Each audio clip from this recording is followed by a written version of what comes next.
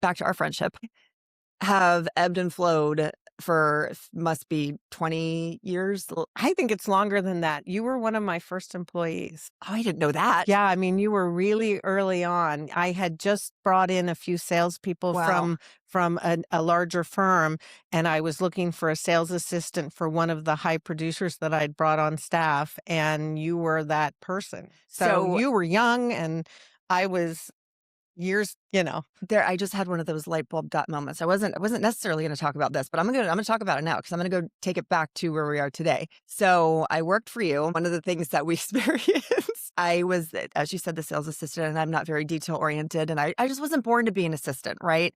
So the only time I've ever been let go was maybe sitting across the table, just like It was this. me. Clearly, I was wrong. No, I'm just No, no. but At that time, it was the right decision for my business. yeah. It was the right decision for you. Yep. And what I remember about that was how you handled that. And what's serendipitous to me is my career. I didn't know then it was going to go into HR, how many people I would have to let go.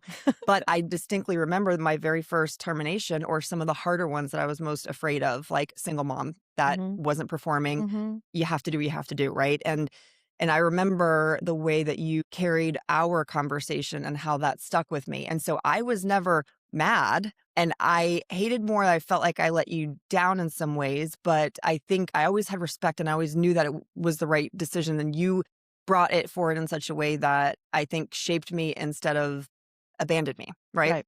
So then you fast forward to us coming together at the Rollins board, what, like a decade later. And I remember thinking to myself, that's Carol. I should be afraid, because what she's seeing me come on the board, what if she tells people that I'm not detail oriented, or what if but I felt like I wasn't afraid. I actually felt like I had an advocate, somebody that would help me, always tell me the truth, let me know when I was and wasn't pulling my weight, what I could do better, what I could not. I almost felt like more of a kinship and a trust factor. Then we go back and forth through a couple more years. You're one of the first people I called when I opened my business, because I'd always looked up to you doing your own thing, being a mom, running it. And when we reconnected for one of those lunches last year, late, whenever it was, About a yeah, year ago, probably. it was that I wanted to seek and absorb and borrow more of your confidence and understand more of what you went through. And I was not afraid to say, I might be lost. I don't know what I'm doing. And what did you go through? If you remember, I was asking you that. I said, how did you ask for business? And how did you go out and start selling yourself? And